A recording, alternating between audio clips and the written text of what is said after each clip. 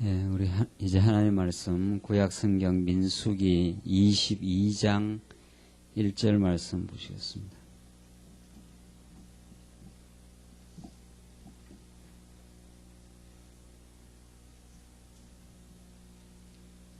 구약 성경 민수기 22장 1절 말씀입니다. 이제 찾으신 줄 알고 봉독 드리겠습니다.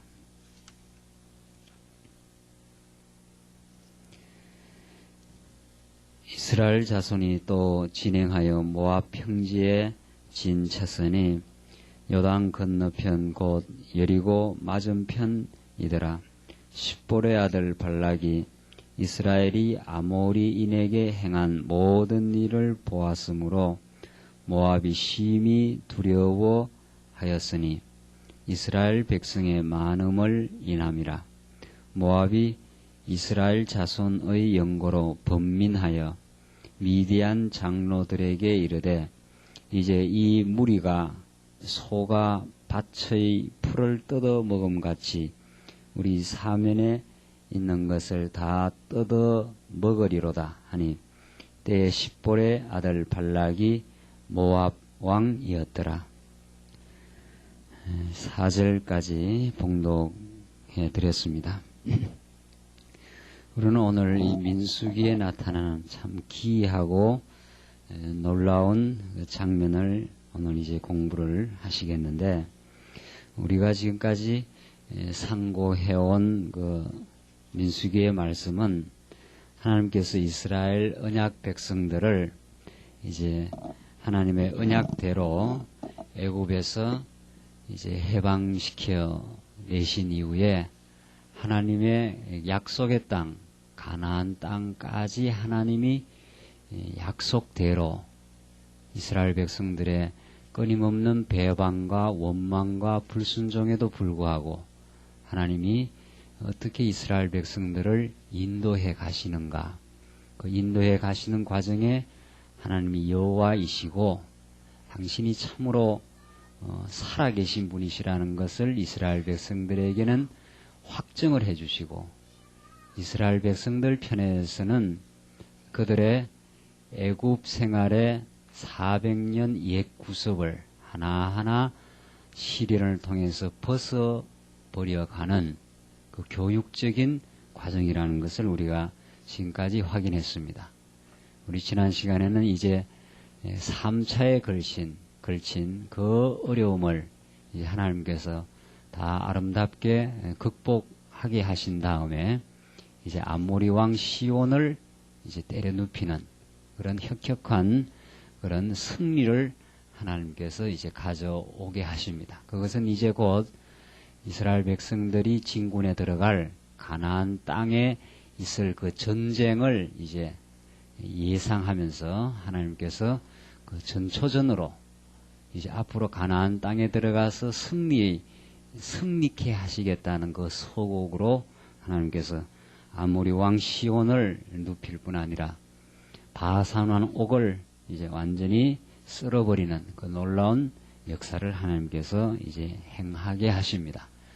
이제 그러한 3차에 걸친 그 시련이 이제 끝날 즈음인데, 이제 오늘 본문의 말씀은 참 귀한 이제 하나님의 역사가 일어나는데, 이러한 이스라엘 백성들의 계속된 그 진행, 그리고 아모리 왕 바산 왕옥을 꺾어버리는 그러한 모습들을 보고, 그 모압 지경에 살았던 발락이라는 그 왕이 이제 이스라엘 백성들을 저지하고 지금 계속 진군에 들어오는 이스라엘 백성들에게 이제 저주를 내리게 하려고 이방 선지자 발람이라는 자를 이제 들어서 이스라엘 백성들을 저주케 하라고 그렇게 촉구를 합니다. 그러나 하나님이 한번 그 언약하시고 복을 내린 백성을 누구도 저주할 수가 없고, 하나님이 그 백성들을 철저하게 보호하시고 그 백성들을 지키신다고 하는 섭리를 오늘 우리는 22장부터 발락의 저주를 차단시키고 하나님이 오히려 발람 이방 선지자를 통해서 이스라엘 백성들에게 그 복을 선포하시는 그런 놀라운 장면을 우리가 공부를 하시겠습니다.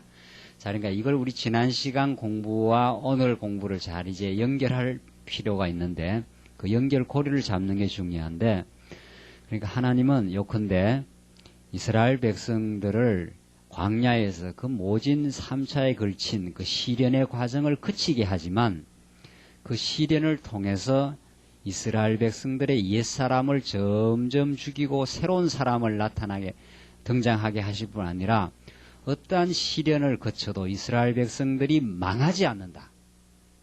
그 시련을 거치면 거칠수록 하나님이 이스라엘 백성들을 사랑하신다는 그 확정이 더욱 강해져 갈 뿐이고, 그들에게는 결코 저주가 임하는 것이 아니라 그렇게 하나님을 배반하고 원망했지만은 그것이 시련의 소재가 되어질 뿐이고, 결국은 그들이 반드시 하나님의 언약된 축복을 받게 되었다는 것을 오늘 이 발람 선지자와 발락 왕의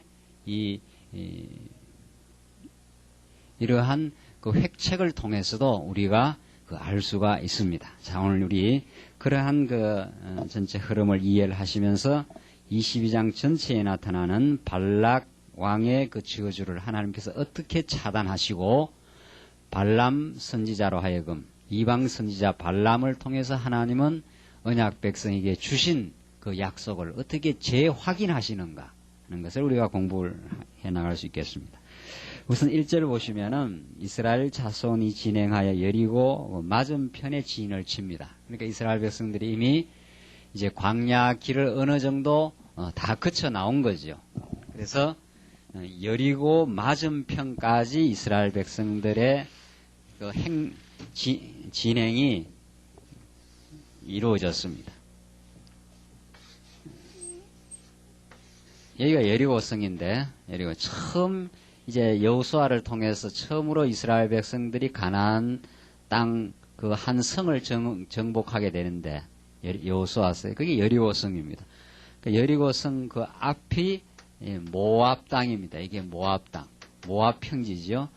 나중에 신명기서에서 하나님께서 모세에게 여기서 이제 신명기의 말씀을 다시 주십니다. 그러니까 민수기, 창세기, 출애굽기는 애굽에서 건져내어서 시내산, 여 밑에 시내산에서 이제 율법을 주시고, 율법을 주신 이후에 이렇게 이스라엘 백성 끌고 요단강 동편 이 모압 평지까지 지금 하나님이 철저하게 이스라엘 백성들을 교육시키면서 훈련시키면서 이끌어오신 여호와 하나님을 가르쳐주는 게 민수기서지요. 그리고 여기에서 하나님이 다시 율법을 재해석하시면서 주신 말씀이 민수기, 우리 다음 이제 공부하게 될 민수기 말씀입니다. 신명기 말씀입니다. 여기까지 하나님께서 이스라엘 백성들을 인도하신 거죠. 그러니까 다시 보시면 이스라엘 자손이 또 진행하여 모압 평지에 진쳤으니 하는 게 바로 그겁니다.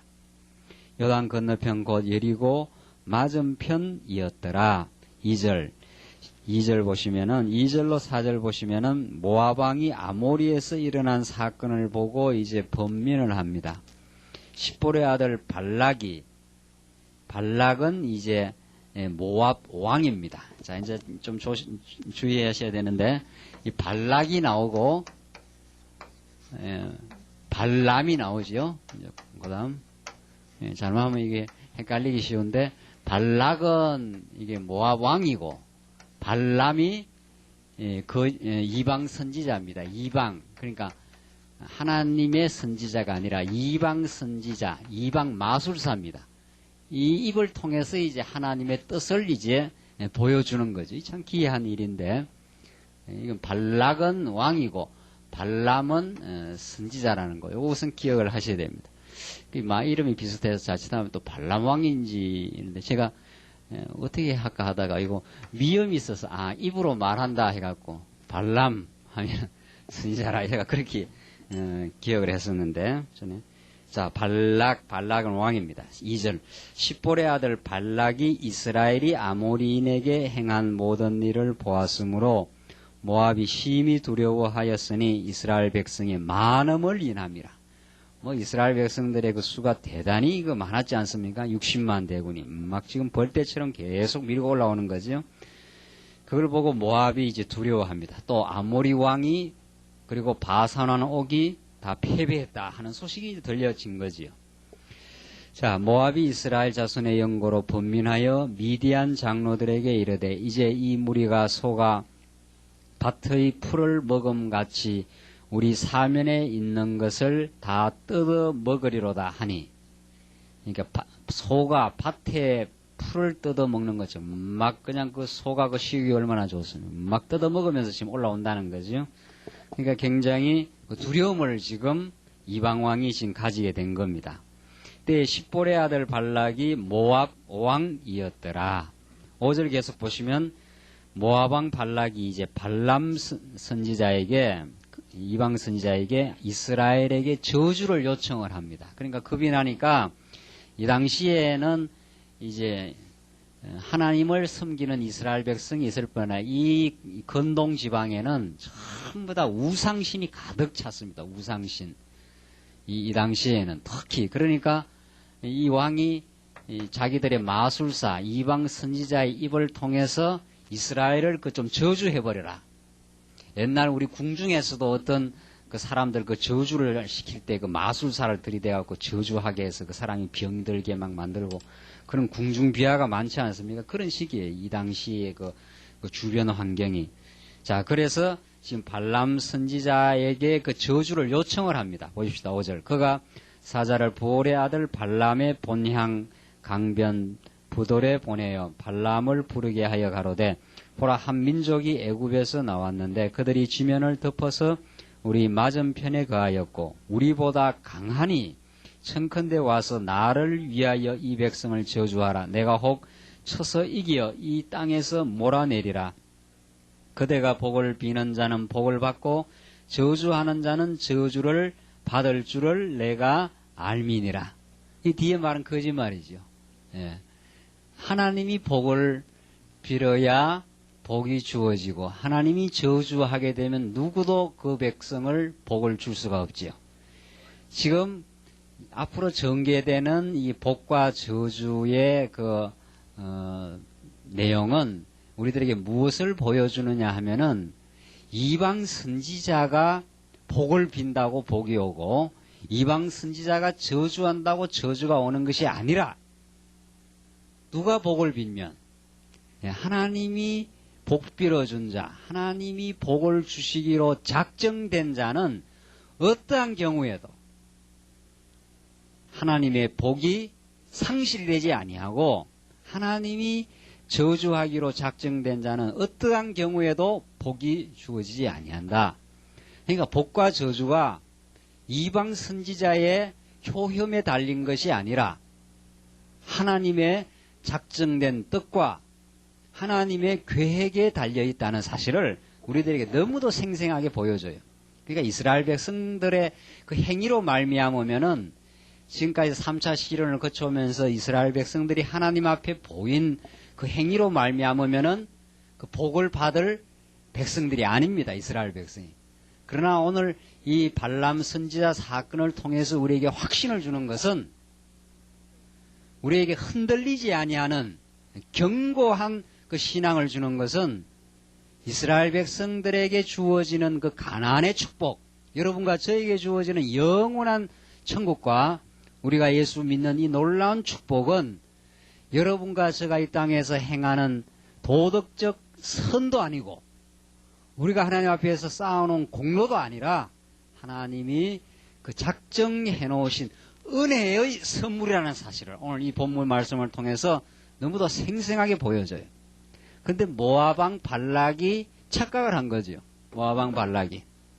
그 당대에 이방 선지자, 이방 마술사들이 표면적으로, 현상적으로 보이는 그런 그 힘이 있습니다. 지금도 그렇지 않습니까? 지금도 구슬하는 사람들, 뭐 이상한 그 마력을 행하는 사람들, 그 신을 불러내리는 사람들, 그 현상적으로 그런 그 힘을 보여주지요. 무당이 왜 작두에 올라가서 그 칼이, 다리가 그 작두에서 베이지 않습니까? 그게 그 신기가 임하면은 보통 사람이 할 수 없는 그런 그 마술적 힘을 발휘를 하지요. 그 TV에서 한번 보여주는데, 그 무당이 그 작두에 아주 시퍼런 작두에 올라갔어요. 그걸 TV에서 이렇게 보여줘요. 저게 어떻게 저러냐 말이에요. 그러니까 이 신이 임하면 그게 된다는 거죠. 그게 귀신이 임하면은. 보통 사람이 올라가 버리면 그 뭐 작두가 시퍼렇게 날이 서 있으니 그거 뭐 올라가자마자 다리를 베릴 수밖에 없는데, 그 무당의 그 신기가 임하면은 그 작두에 올라가서도 괜찮다는 거 아니에요. 그걸 그 TV에서 보여줘요. 그 몸무게를 달아보니까 그 몸무게가 변하지 않았다는 거예요. 그 과학적 그 실험을 하는데 그 참 그 이해할 수가 없다는 거죠. 그 하나의 그 작은 예인데, 그렇게 이방 그 마술사들, 어둠의 권세가 그 힘을 소위 말해서 데몬스트레이션을 하는 거죠. 힘을 과시를 하는 거죠, 사람들한테. 그러면서 이렇게 힘이 있으니까 나를 따르라 이거죠. 그 사실 하나님만이 능력의 근원자이시고 하나님이 당신의 그 능력을 우리에게 그 과시를 하지 않습니까? 드러내지 않습니까? 그래서 우리가 이제 그 하나님을 깨닫게 되면 그 하나님을 신뢰하는데, 지금 이방왕 모압왕 발락은 지금 발람 선지자한테 그 의탁을 한 거죠. 당신이 저주를 하면 저주가 오고 당신이 복을 내리면 복이 오니까 이 지금 밀고 들어오는 이 이스라엘 백성들에게 좀 저주를 해 주시오. 지금 이렇게 된 거예요. 자, 이게 이제 안 통하지요. 통할 리가 없는 거죠. 왜? 이스라엘 백성들 누가 축복했기 때문에.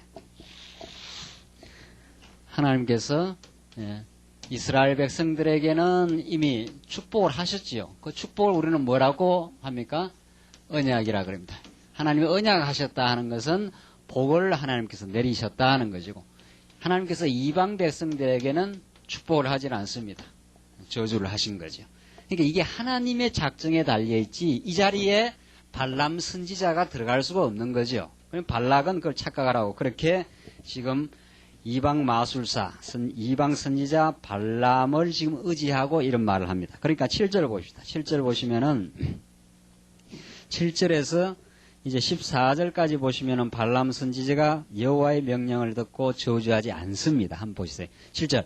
모압 장로들과 미디안 장로들이 손에 복술의 예물을 가지고 떠나. 자, 복술의 예물이 있지 않습니까? 이게 요즘 말하면 뭡니까, 이게?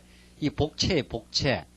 예, 점치러 갈 때 그냥 가면 안 되죠, 절대로. 예. 왜냐면은 그 신을, 이 귀신은 하나님 신이 아닌 귀신, 이방신을 인간이 달래게 되어 있습니다. 그 묘한 현상이죠. 이방신은 반드시 인간이 어떻게 정성을 들이면은 이방신이 그 정성을 보고 이제 흡족해 하는 거죠. 흡족해. 아, 이제 됐다. 나를 이렇게 위해 주니까 그 위해 주는 정성을 봐서 내가 너희한테 좋은 것을 주겠다. 지금 그렇게 되는 거죠. 그게 이방신이에요. 근데 가만히 지금 우리 기독교를 생각을 해보면은 우리 기독교 안에 그러한 그 이방신 사상이 아주 뿌리 깊이 들어와 있어요. 뿌리 깊이. 마치 우리가 지금 교회에서 이렇게 행하는 그 연보도 그런 의식이 얼마나 많이 잡혔는지 모릅니다. 우리 그 의식 속에, 과거에. 그러니까 이렇게 하면은 하나님이 지금 연보를 안 하고 봉사를 안 하고 충성하니까 성인하고 뾰로통 해가지고 있는데, 그걸 우리가 정성을 좀 들이면은 그 하나님 마음을 좀 달랠 수 있다는 거예요. 그러니까 인간의 행위가 신의 마음을 달래기도 하고 흡족해 만들어주기도 하고 그렇습니다. 그게 이방신 사상이에요. 이게 사도 바울이 사도행전에서 그렇지 않다. 하나님은 너희들의 섬김을 받아서 흡족해하는 분이 아니다. 하나님은 만세전부터 살아계시고 스스로 만족하시고 피조 인생들로부터 뭘 받아서 흡족해 하시는 분이 아니라 피조 만물에게 생명과 호흡을 주시는 분이시다. 그런 올바른 신관을 우리에게 가르쳐줘요.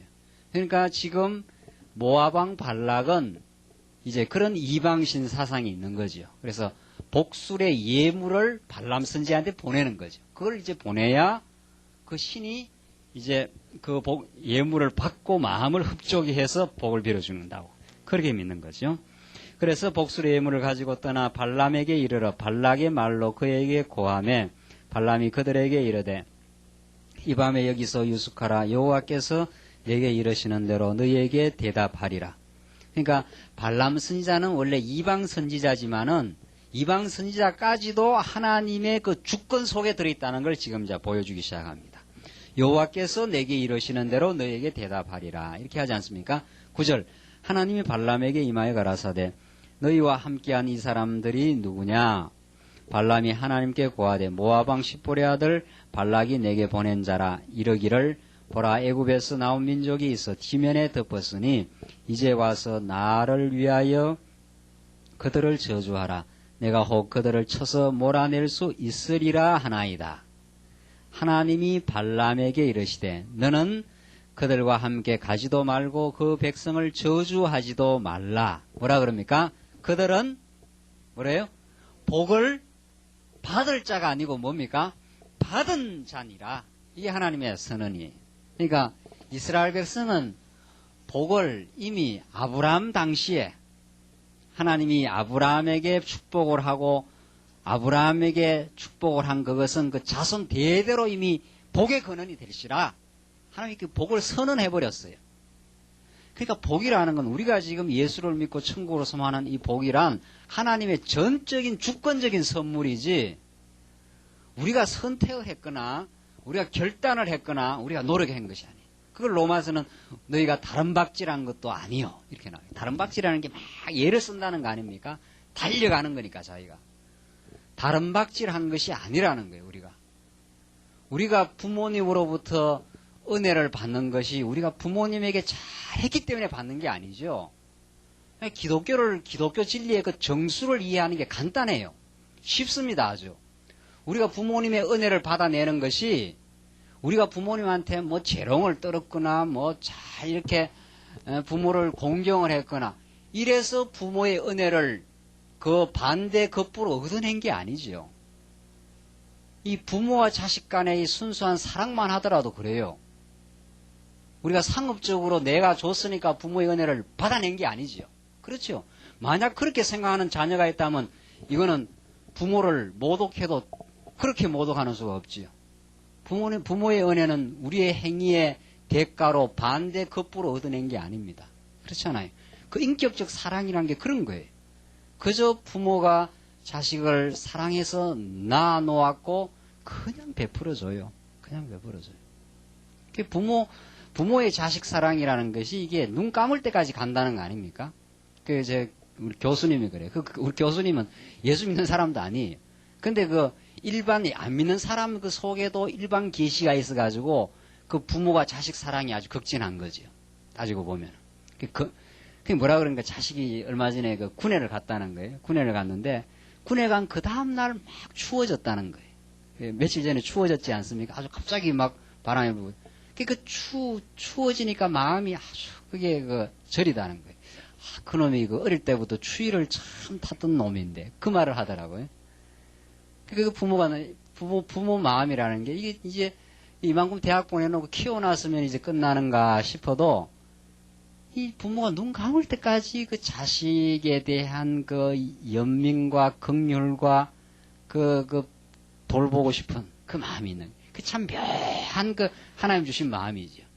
그러니까 다 큰 환갑이 된 자식한테 야야 나가면서 차 조심하라 뭐 이런다는 거 아닙니까? 그 아버지는 어머니는 뭐 80이나 한 90대 갖고 한 60이 지금 나이가 다 지금 뭐 세상살이를 다 한 사람인데 야야 나가면 참 뭐 조심하라고. 참 묘한 하나님을 깨닫게 하려고 우리 인성 속에 마음 속에 그런 마음을 주셨어요.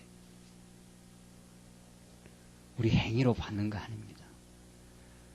부모님의 사랑도 우리의 어떤 행위가 토대가 되어서 그것이 공로가 되어서 얻어내는 것이 아닐진데 항차 우리 하나님의 만극하신 사랑을 어떻게 우리가 우리의 행위를 조건으로 삼아서 얻어내겠느냐 말이죠. 그래서 하나님이 우리를 극진하게 그저 베풀어 주신 그 은혜의 선물을 따름인 거죠. 그러니까 하나님은 이스라엘 백성들이 이미 아브라함을 통해서 지금 이스라엘 백성들이 여기에 지금 살고 광야를 걸어가지 않습니까? 그러나 하나님은 이미 아브라함에게 오래전 아브라함에게 하나님이 복을 내려버렸어요. 그 복이 영원히 지속됩니다. 장차 누구를 통해서? 예수 그리스도를 통해서 영원히 지속돼요. 여기에 확신이 있는 거예요.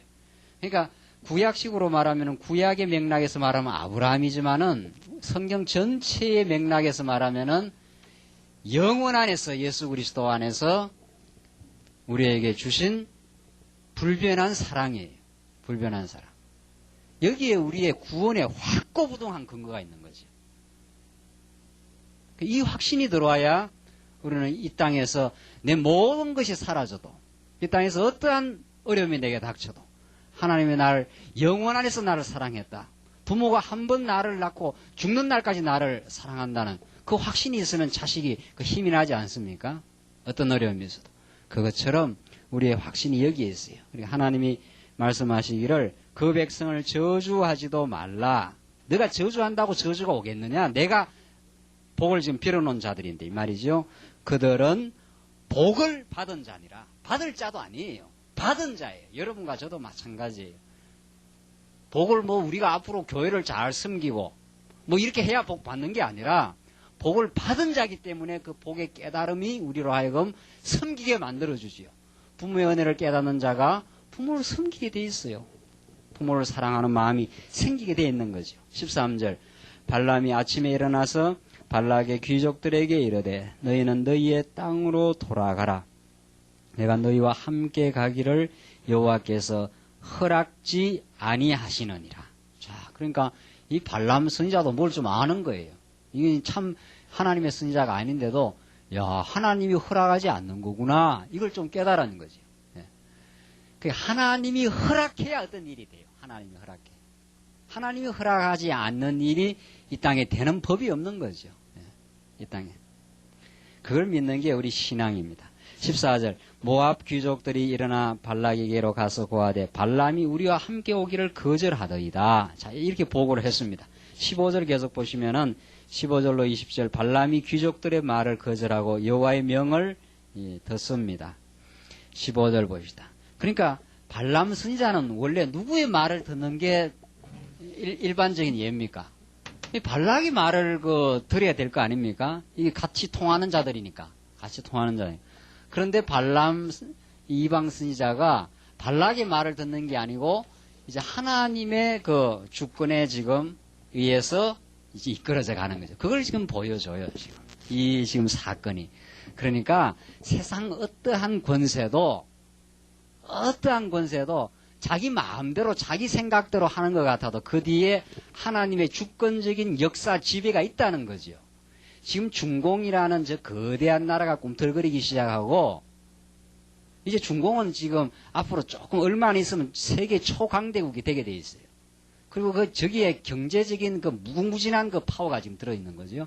저기 중공이 지금 꿈틀꿈틀 움직여 나가지 않습니까? 그러니까 하나님께서 어떻게 해서 등사업 뭡니까 이거 등소평을 통해서 개방을 일으키고 저 중공이 개방되고 저렇게 돼 가는가? 저게 지금 한 10년 전후, 그리고 앞으로 이제 한 10년, 앞으로 향후 한 10년, 20년 후. 이게 지금 세계 역사를 지금 움직여가는 하나의 축으로 지금 형성이 되고 있어요, 지금. 이제. 이게 그냥 되는 게 아니죠. 등소평은, 이거 지금 내가 등소평이 얼마 전에 죽었을 때 중국 인민들이 우리의 동지 등소평 하면서 얼마나 추모를 하고 그 등소평을 기리고 그랬습니까? 저 사람이 우리를 그래도 먹이 살려주게 만드는 장본이다, 이거 아닙니까? 근데 그 사람의 지혜가 아니에요. 하나님이 지금 한국에 이렇게 말씀 운동을 심으시고 한국에 복음의 씨앗을 뿌려놓고 이제 중공으로 넘어가게 됐어요. 지금 얼마 전에 우리 말씀을 가지고 우리 여전도사님이 가서 지금 중공에 계속 지금 말씀을 지금 뿌리고 지금 다니시고 있거든요. 그 등소평기 개방 정책을 안 하고 계속 주계 장막으로 공산 철권으로 그냥 막아놔서 어떻게 들어가겠어요? 하나님이 정확하게 때를 맞춰가지고 개방을 시키고 복음이 들어가게 하고 지금 중공을 통해서 복음이 확산되도록 지금 그렇게 하십니다. 틀림없이. 이게 등소평이라는 사람의 정략적 판단이 아닙니다. 그 사람은 자기는 그렇게 한다고 생각을 하는 거지요. 지금 발락 선지자와 발람의 마음을 지금 누가 지금 움직여 가는가 하면은 발락도 지금 자기 마음이 아니에요. 이 사람도 이스라엘을 저주해야 되겠다는 그 마음까지도 하나님이 다 뒤에서 배후 조정하고 있어요. 왜?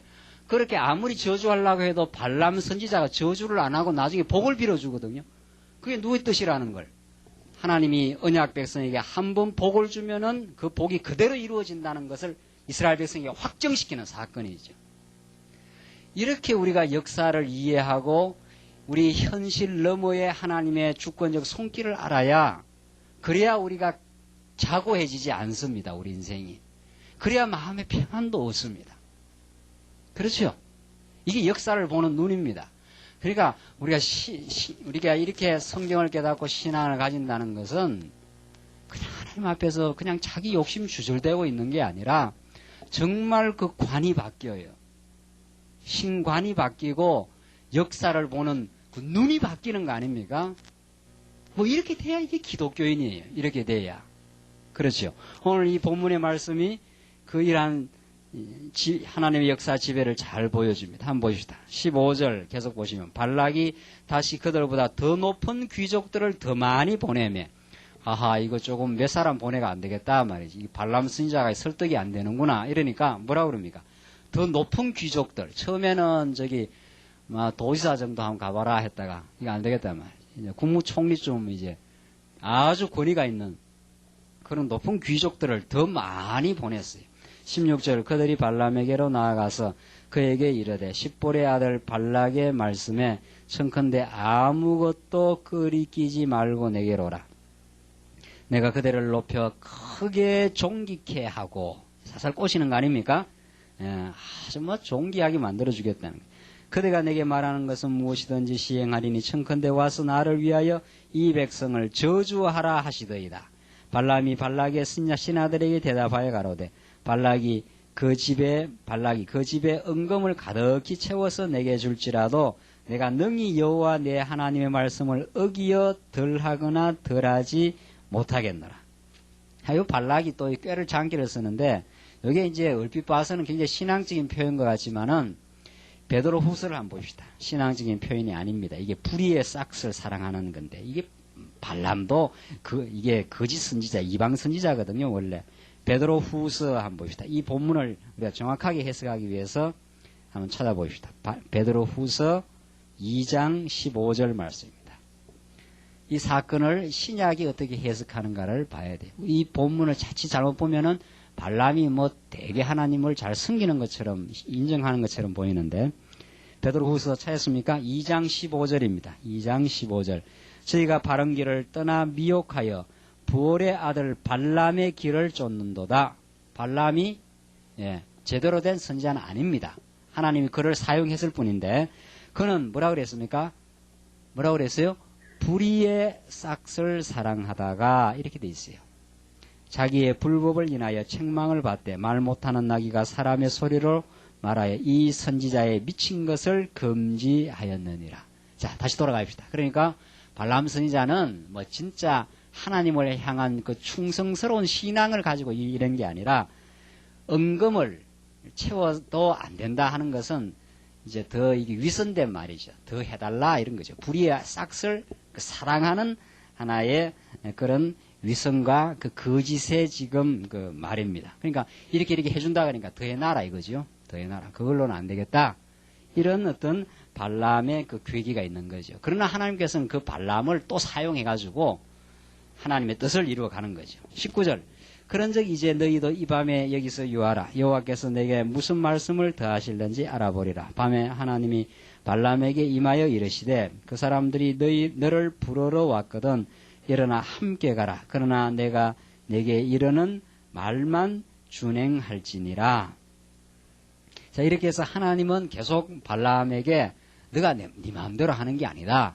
내가 이르는 그 말만 준행을 해야 된다. 이렇게 하나님의 명령이 계속 떨어집니다. 21절 계속 보시면 21절로 30절 보시면은 발람이 발락에게로 가는 길을 여호와의 사자가 이제 막습니다. 한번 보십시다.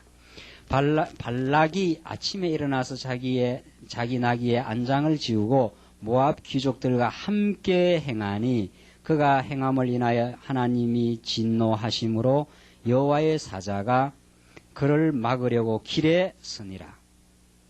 발람은 자기 나귀를 타고 그 두 종은 그와 함께 있더니 나귀가 여호와의 사자가 칼을 빼어 손에 들고 길에 선 것을 보고 길에서 떠나 밭으로 들어간지라. 발람이 나귀를 길로 돌이키려고 채찍질을 하니, 여기 아까 보니 신약에서 그대로 인용한 부분 아닙니까? 그러니까 여호와의 사자가 딱 나타나가지고 그 가는 길을 막아버렸습니다. 그러니까 나귀의 눈에는 그게 보인 거죠. 이게 이제 표적입니다. 구약의 그 하나님 기적적인 사건이죠. 나귀의 눈에는 보이는데 발람 선지자의 눈에는 보입니까? 안 보입니까? 안 보여. 그러니까 이놈의 마귀가 아니라 나귀죠. 나귀가 왜 안 가느냐 하고 이제 계속 채찍질을 하는 거예요. 그냥 빨리 직진하고 가라. 그러니까 이게 지금 앞에 사자가 딱 막고 있으니까 나귀가 그걸로 가지를 못하고 밭으로 이제 옆으로 길 옆으로 지금 빠져들어간 거죠. 그러니까 막 계속 채찍질을 한 거죠. 24절. 여호와의 사자는 포도원 사이에 좁은 길에 섰고 좌우에 담이 있더라. 나귀가 여호와의 사자를 보고 몸을 담에 대고 발람의 발을 그 담에 비비어 상하게 하매. 그러니까 뭐 막아섰으니까 못 가는 거죠. 그러니까 막 에라 모르겠다 해가지고 나귀가 뿔딱지가 나가지고 그 발람 선지자를 태운 그 다리를 그냥 벽에다가 담에다가 막 비벼버린 거죠. 그러니까 막 핥혔을 거 아닙니까? 그러니까 상하게 됐다는 거죠. 발람이 다시 채찍질하니 발람은 지금 모르고 여호와의 사자가 앞에 가로막고 있는 걸 모른 거죠. 계속 채찍질을 한 거죠. 26절. 여호와의 사자가 더 나아가서 좌우로 피할 데 없는 좁은 곳에 선지라. 나귀가 여호와의 사자를 보고 발람의 밑에 엎드리니 발람이 노하여 자기 지팡이로 나귀를 때리는지라. 애꿎은 지금 나귀만 두드리고 맞는 거죠. 28절. 여호와께서 나귀 입을 여시니 하나님께서 누구의 입도 열어요? 그러니까 사람 입만 여는 게 아니라 나귀 입도 구약의 한 이게 기적적 사건인데 나귀의 입을 여시니 발람에게 이르되 내가 내게 무엇을 하였기에 나를 이같이 3번을 때리느냐. 내가 뭘 잘못했느냐 이거죠. 여호와의 사자가 앞에 가로막고 있는데 내가 어떻게 그걸 지금 뚫고 나가느냐. 이러니까 29절. 발람이 나귀에게 말하되 내가 나를 거역하는 영혼이 내 손에 칼이 있었다면 곧 너를 죽였으리라. 나귀가 발람에게 이르되 나는 내가 오늘까지 내 일생에 타는 나귀가 아니냐. 내가 언제든지 내게 이같이 하는 행습이 있더냐. 가로되 없었느니라.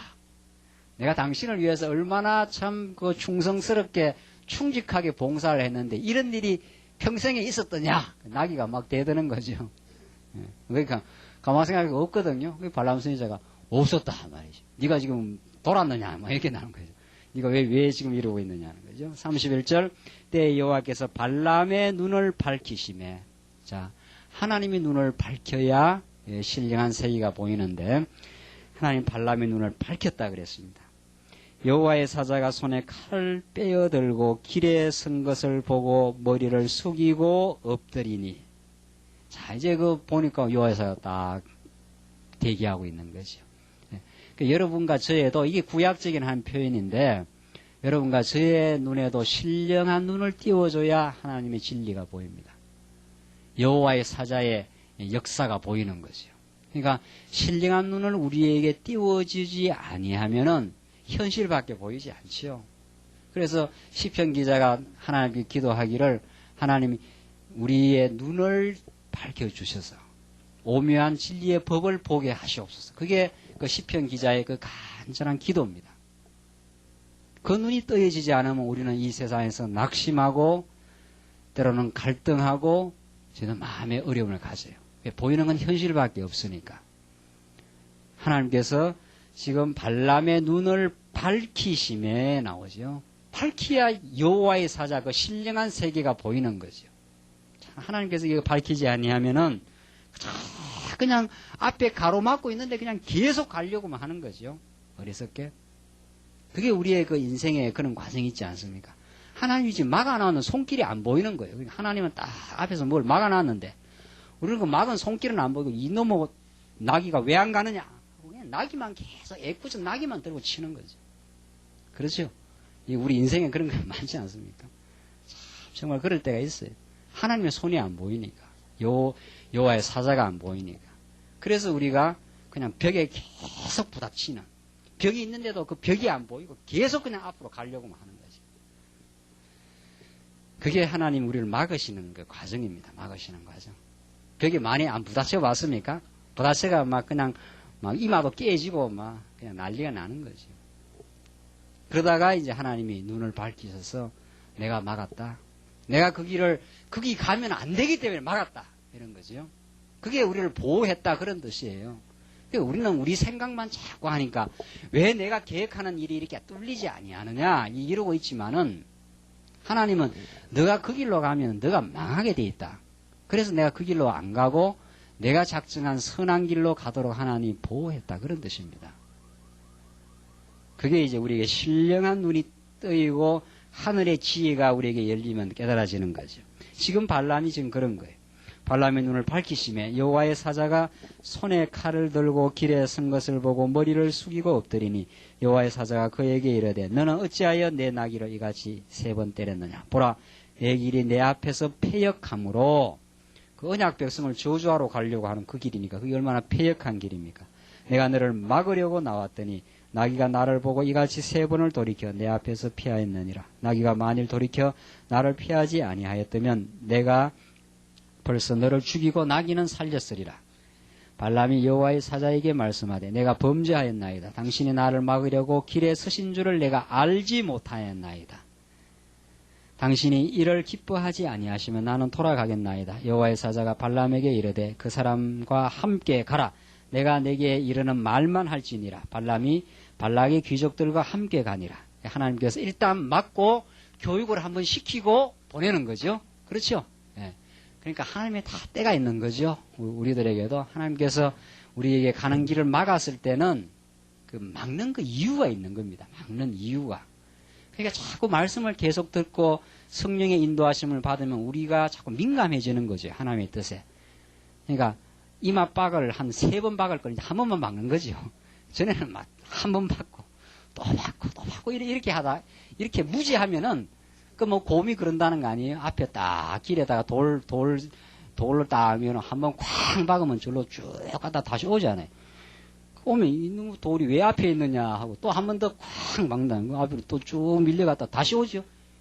이 성질난다 해갖고 한 번 더 박으면 이제 쓰러지는 거죠. 곰은 그렇게 쓰러지지만 하나님 우리를 쓰러지게는 하지 않아요. 또 받고 하면 피는 철철 나는데 이상하다. 이게 도저히 못 가라는 길인갑다. 우리는 곰은 아니니까. 곰은 그렇게 박다가 죽어버리는 거고 하나님은 우리 앞에 막아 놓으시고 어려움을 겪게 했다가 지혜를 이제 그 후에 지혜가 떠올라. 아, 이게 하나님 막으시는 거구나. 내 앞길이 막혔을 때 참 우리는 낙심했지만은 하나님이 다른 더 선한 길을 예비해 놓으셨구나 하는 걸 우리 깨닫게 하십니다. 지금. 그러니까 하나님이 지금 발람 선지자에게 일단 막고 깨닫게 한 다음에 또 보내지 않습니까? 그게 하나님 뜻을 지금 이루어가는 과정이니까. 가서 저주가 아니라 복을 내리게 하는 그 하나님의 계획이 있으니까. 그걸 보내요. 36절. 발락이 발람의 온다함을 듣고 모압 변경의 끝 아르논 가에 있는 성읍까지 가서 그를 영접하고 발락이 발람에게 이르되 내가 특별히 보내어 그대를 부르지 아니하였느냐. 지금 살살 꼬시는 거죠. 그대가 어찌 내게 오지 아니하였느냐. 내가 어찌 그대를 높여 존귀케 하지 못하겠느냐. 뭐 최고의 그 아부와 아양을 지금 다 뜨는데입니다. 38절. 발람이 발락에게 이르되 내가 오기는 하였으나 무엇을 임의로 말할 수 있으리까. 하나님이 내 입에 주시는 말씀 그것을 말할 뿐이니다. 자, 그러니까 발람이 이게 이방 선지자인데도 불구하고 뭐 하나님이 딱 발람의 마음을 지배하시니까 이 발람이 꼼짝을 못하는 거예요. 뭐 하나님이 내게 주신 그 밖에 더 하겠느냐? 그 말씀밖에. 지금 그렇게 하나님이 발람을 완전히 장악을 해가지고 저주 못하게 지금 만들어 가시는 역사죠. 성도는 이걸 믿어야 돼요. 이게 믿어지십니까? 우리 주변이 우리를 아무리 흔들어 놓고 우리를 고난의 현장으로 집어넣어도 하나님의 택한 백성, 언약의 백성을 손도 우리 영혼을 손을 대지를 못해요. 눈동자처럼 보여요. 때로는 우리의 육신이 망가지고 육신이 큰 고통을 겪어도 하나님이 우리를 만세전에 우리 영혼을 당신의 눈동자처럼 지키고 보호하시는 섭리. 발람 선지자가 발락이 아무리 획책하고 괴계를 부려도 하나님이 발람의 마음을 꼭 쥐고 있기 때문에 또 발람이 저주를 한다고 해도 저주가 오는 게 아니죠. 그렇지 않습니까? 지금 발락은 지금 착각을 한 거예요. 발람이 저주하면은 저주가 올 것이라는 지금 착각을 한 건데 그건 착각일 뿐이지요. 사실은 아니지요. 사실은. 여러분과 저에게 주어지는 그 사실은 지금 좀 흔들려도 지금 말할 수 없는 고통이 밀려와도 하나님이 우리를 이 말씀 듣게 하시고 영원전에 이미 사랑하셨다고 하는 그 확신이 그게 우리한테는 이제 점점 다가오게 돼 있는 거죠. 자, 그래서 지금 발락이 하는 그 말을 계속 한번 들어보십시다. 몇 절이죠? 예, 39절입니다. 발람이 발락과 동행하여 기럇 후솥에 이르러서는 발락이 우양을 잡아 발람과 그와 함께한 귀족을 대접하였더라. 아침에 발락이 발람과 함께하고 그를 인도하여 발의 산당에 오르매 발람이 거기서 이스라엘 백성의 진 끝까지 보니라. 그러니까 발 산당에 딱 올라가가지고 이제 이스라엘 백성들을 내려다보면서 이제 저주를 해달라 이거지요. 그러니까 지금 발락과 그 귀족들은 뭘 모르는 거예요. 지금 뭘 모르고 하나님이 어떠신 분지를 모르니까 하나님이 자기 백성 언약 백성에게 복을 내려준 걸 모르고 뭐 바신당에 올라가가지고 뭐 별수를 지금 다 쓰는 거예요. 몇 차례 이제 거듭 이제 저주를 획책을 합니다. 그러나 그게 이루어지지 않아요. 한번 보십시다. 이제 발람이 저주를 행하라 그러는데 저주가 아니라 뭐를 선포를 해버립니까? 축복을 내리고 있어요. 축복을. 이 참 기이한 일을 한번 보십시오. 23장 1절로 4절 보시면은 발락왕이 발람 선지와 함께 단을 쌓고 제사를 드립니다. 자, 이제 정성을 드려야 될 거 아닙니까? 구슬 한 판 하려면 어떻게 해야 돼요? 예, 그 재물을 마련하고 돼지 대가리 잡고 말이죠. 거기다가 돈 꼽아가지고 이제 온통 이제 한 판 신을 달래야 되죠. 한번 보십시다. 발람이 발락에게 이르되 나를 위하여 여기 7단을 쌓고 나오죠. 7단을. 7단 쌓아서 되겠습니까? 7단 아니라 700단을 쌓아도 안 되지. 예. 거기서 수송아지 7과 수양 7을 준비하소서 하매 발락이 발람의 말대로 준비한 후에 발락과 발람이 매단에 수송아지 하나와 수양 하나를 드리니라. 자, 이렇게 7단에다가 수송아지 하나, 수양 하나 쫙 그냥 막 들여가지고 지금 온갖 정성을 지금 다 쌓는 거죠. 그러니까 이스라엘 백성이 제사 드리라는 거 비슷하게 폼은 좀 잡는 거죠. 수송아지기 다 그 제물이니까, 제물의 일종이니까. 그런데 여기서 드리는 거는 효험이 없는 거죠. 어디에 드려야? 이스라엘 백성처럼 어디? 하나님이 정해놓은 단. 모리아 산에 짓게 될 그 하나님의 성전에서 드리는 제사라야 거기에 축복이 임하지. 엉뚱한 데 가갖고 뭐 아무리 뭐 7단 아니라 뭐 700단을 쌓아도 필요 없는 거죠. 자, 3절. 발람이 발락에게 이르되 당신의 번제물 곁에 서소서. 나는 저리로 갈지라. 여호와께서 혹시 오셔서 나를 만나시리니 그가 내게 지시하시는 것은 다 당신에게 고하리이다. 그러니까 올지 안 올지 모르지만은 올 것 같단 말이죠. 지금까지 그 인도를 보니까. 그러니까 오면은 내가 다 고하리다 하고 사태난 산에 이른적 하나님 발람에게 임하시는지라. 발람이 고하되 내가 7단을 베풀고 매단에 수송아지 하나와 수양 하나를 드렸나이다. 여호와께서 발람의 입에 말씀을 주어 가라사대 발락에게 돌아가서 이렇게 말할지니라. 그가 발락에게로 돌아간즉 발락과 모압 모든 귀족이 번제물 곁에 함께 섰더라. 그러니까 발락은 뭐가 나오기를 지금 딱 고대하고 있습니까? 아, 이게 이제 뭐가 됐는가 보다 말이지. 바알 신당에다가 딱 정성스럽게 7단을 쌓아가지고 온갖 재물을 다 준비해갖고 이제 폼을 잡았으니까 이제 한판 굿이 이루어지면은 자, 저 저주할 백성들 저주해버려라. 이렇게 지금 딱 기다리고 있는데 엉뚱한 지금 이야기가 나와요. 한번 보십시다. 7절. 발람이 노래를 지어 가로되 발락이 나를 아람에서 모압 왕이 동편산에서 데려다가 이르기를 와서 나를 위하여 야곱을 저주하라. 와서 이스라엘을 꾸짖어라 하도다. 자, 이렇게 하는데 이런 말이죠. 8절. 하나님이 저주치 않으신 자를 내가 어찌 저주하며 하나님께서 꾸짖지 않으신 자를 내 어찌 꾸짖을꼬. 자, 이 말이 재밌지 않아요? 어찌 꾸짖을꼬. 성도님들 확신이 안 오십니까? 네. 하나님이 저주치 않는 자를 이 세상 누구가 우리를 저주의 골짜기로 데려가겠는가 말이죠. 못 데려가요, 절대로. 네. 죽어도 못 데려가요, 죽어도. 이 확신 갖고 우리가 사십시다. 이 확신 가지고.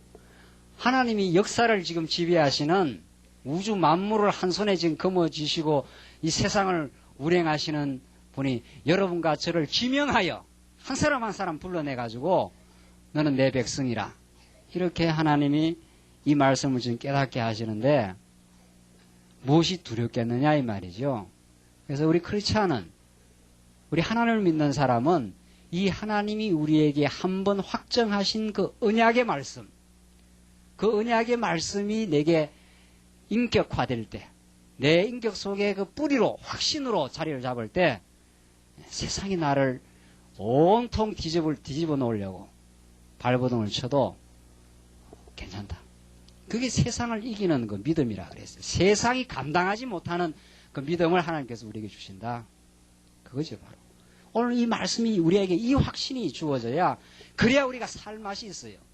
그래야 이 고통 많은, 이 문제 많은, 이 사악한 이 세상에서도 우리가 힘있게 살 수 있어요. 날 못 건드린다, 절대로. 어떠한 어둠의 권세가 와도. 그러니까 어둠의 권세는 우리를 막 목 조이려고 막 들어와요. 하나님께서 또 때로는 그렇게 놔두지요. 놔둬요. 우리가 막 그냥 막바지 천길 만길 낭떠러지 앞까지 막 몰려갈 때가 있어요. 야, 이러다가는 정말 이거 진짜 끝나는 거 아닌가 말이죠. 이게 하나님 정말 나를 사랑하신 건가? 이런 그 불안과 회의와 그 번뇌의 과정도 있습니다. 우리 성도에게. 그것 없이 확신의 길로 가는 게 아니라 그런 그 과정을 거치지만은 그런 천길 만길 낭떠러지 앞에서 하나님이 우리를 지켜주셔요. 그게 우리의 삶의 드라마예요. 그게. 정말 그러한 그 섭리가 우리에게 언제나 함께 해요. 그걸 지금 이 발람 선자의 사건을 통해서 우리에게 확신해요. 하나님이 이스라엘 백성들을 한번 아브라함 불러서 애굽에 집어넣어놨지만 그 백성들 버릴 리가 없어요. 왜? 하나님 자기의 이름을 걸고 우리를 선택했기 때문에. 우리의 행위를 보고 선택한 게 아니에요. 하나님 당신의 그 신실한 그 명예로운 이름을 걸고 했어요. 그러니까 우리에게 이제 확신이 있는 거죠. 우리에게. 그러니까 부모 사랑 확신을 받은 자녀는 막 그냥 신나는 거죠. 부모가 나를 절대로 버리지 않는다. 이게 있는 거예요. 그러니까 막 팔팔팔 막 밖에 나와서 신나게 노는 거예요. 어떤 경우에도 돌아만 가면 내가 돌아갈 곳이 있다. 거기에 가면 어떠한 문제도 다 용서받을 수 있는 그 너그러운 부모가 날 기다리고 있다. 그럼 뭐 밖에서 막 자유로운 실험을 하는 거죠. 자유롭게 힘있게 다니는 거예요. 그런데 그런 보루가 없으면 집에 가면은 허전하다라든가, 이거 뭐 잘못했다 하고는 그냥 두들겨 맞는다라든가, 그러면 이제 마음을 놓을 데가 없는 거예요. 그래서 인생이 방황을 하는 거예요. 방황이라는 게 거기서 방황이에요. 그러나 하나님은 그렇지 않아요.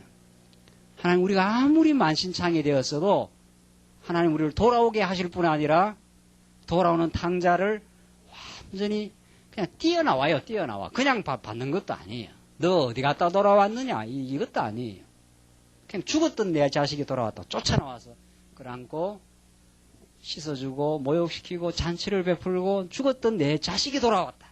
이렇게 하나님 우리를 받아줘요. 그런 무한하고 긍휼하신 하나님의 사랑에 그 보루, 그게 있는 거예요. 그게 흔들리지 않습니다. 그래서 우리는 이 땅에서 때로는 흔들려도 불어라 말이야. 바람아 날 불어서 날 흔들게 만들어버려라. 그러나 내가 흔들리지 않는 곳이, 돌아갈 곳이 있다. 그게 확신이 있어요. 그 확신이. 발락 왕, 모압 왕 발락이 이스라엘 백성을 저주하려고 이렇게 획책을 해도 저주가 되질 않아요. 되지를. 왜? 하나님이 한번 딱 이스라엘 백성들에게 복 내리시기로 딱 정해놨어요. 그걸 누가 바꾸어내요? 그걸. 성도님들 세상에 기대하는 것이 있습니까? 아직도 이 세상에서 쟁취하고 싶은 이 삶의 목적이 있습니까? 많은 부를 얻으면 마음의 안정을 가질 것 같습니까? 이 세상에서 명예와 온갖 걸 누리면 행복하실 것 같습니까? 그게 얼마나 허망하고 헛된 것이라는 걸 우리의 삶의 과정을 통해서 하나님은 우리에게 확정을 시킵니다. 하나님이 무궁하신 사랑, 불변하시는 이 사랑 안에서만 우리 인생은 마음의 위로를 받습니다. 그 속에서만 참된 삶의 그 의욕을 발견합니다. 이제 내가 살만하다. 이제 나는 어떠한 경우도 살 의욕을 가지고 있다. 우리 어제 재직 세미나 하면서 그런 이야기를 했어요. 하나님이 우리에게 이 진리를 깨닫게 하지 아니했으면 우리 이 자리가 무슨 의미가 있겠는가? 우리는 다 남들이었어요. 뭐 언제 우리가 계획한 교회도 아니에요. 하나님의 정확한 작정된 뜻 가운데서 이 진리를 깨닫게 하시고 때로는 우리의 욕심과 우리의 때로는 야망과 우리의 모든 어리석은 생각들이 교차되었지만 그러나 우리의 그 모든 어리석음을 하나님이 다 덮으시고 용서하시고 이 교회를 지금까지 이루어 오셨어요. 그래서 우리는 하나님 앞에 감사하고 찬양할 거리밖에 없어요. 아하, 내가 가만히 생각해보니까 내 욕심도 있었구나. 내 어리석음도 있었구나. 다 시작할 때는. 그랬는데도 하나님이 그 모든 것들을 덮어주시고 우리를 다듬어 주시고 지금까지 우리를 하나님 앞으로 나아오도록 우리를 인도하신 하나님. 그래서 우리는 하나님 찬양할 수밖에 없다. 우리 그것이 우리의 어제 재직 세미나의 그 결론이었어요. 그랬단 말이죠. 그래서 우리를 이 재직에 이르게까지 재직이라는 게 뭡니까? 재직이라는 게. 재직이라는 게 어디 뭐 굴러다니는 그 헌신짝이 아니에요. 재직처럼 이 세상에 아름다운 귀한 직분은 없어요. 우리가 도무지 다른 영혼을 섬길 수 있다는 것, 진리를 우리는 수종 들고 진리와 함께 기꺼이 고난의 길을 가겠다고 하는 이런 아름답고 고귀한 직분이 여러분들 아무에게나 주어지는 헌신짝이 아닙니다. 세상에서 무엇과도 내 생명과도 바꿀 수 있는 아름다운 고귀한 사명들을 우리들에게 은혜의 선물로 우리에게 주셨습니다. 우리는 그 이야기를 우리 했었고 그 진리의 깨달음은 우리의 남은 생에 우리에게 계속 되어진다. 이렇게 하나님께서 우리를 비천하고 우둔한 우리를 지혜롭고 고귀하게 보셔서 우리에게 이 복음을 맡기시고 그 복음의 감격이 영혼을 사랑하는 세상에서 무엇과도 바꿀 수 없는 그 고귀한 그리스도의 사랑의 마음을 우리에게 맡기셔서 어찌하든지 이 복음이 전파되어지기를 그래서 더 많은 영혼들이 이 진리에 의해서 자유함을 얻기를 갈망하는 그 하나님의 뜻이 우리 마음속에 불타오르기를 거기에 우리의 인생의 목적이 있기를 우리 염원하는 그러한 갈망과 우리 진리를 향한 열정이 우리에게 점점 타오르게 하고 있습니다. 성도님들, 여기 우리의 삶의 의미가 있어요. 다른 곳에서 찾아지지 않습니다. 다른 모든 것은 삶의 엿거리일 뿐이에요. 때로는 고난도 주시고 때로는 가난도 주시고 때로는 부욕해도 하시고 그 모든 것들은 엿거리예요. 그때마다 우리한테 우리 각자에게는 가장 의미 있고 적절한 하나님의 여건들이 다른 사람 부러워할 것도 없고 다른 사람 시기할 것도 없고 질투할 것도 없는 아름답고 절대적인 축복의 세계로 하나님께서 우리에게 주신 겁니다. 오늘 이 발람 선지자의 사건을 통해서 하나님이 꾸짖지 아니한 자, 하나님이 축복한 자를 내가 어찌 저주하겠느냐. 이 발람 선지자의 입을 통해서 드러난 불변한 하나님의 사랑의 확정이 여러분 마음속에 불타오르길 바랍니다. 기도하십시다. 자비하신 우리 하나님 아버지, 하나님 이스라엘 백성들 그렇게도 원망하고 불평하며 하나님 배반의 삶을 살았지만 하나님은 참으로 자비한 아버지이셔서 그 백성들을 용서하시고 덮어주시고 또 새롭게 가다듬어 가시고 연단시키셔서 마침내는 그 이스라엘 백성들 3차 시련을 무사하게 다 그치게 하시고 이제 하나님의 그 놀라운 복을 발람 선지자 입을 통해서 확정하신 그 하나님의 놀라운 사랑을 참으로 감사합니다.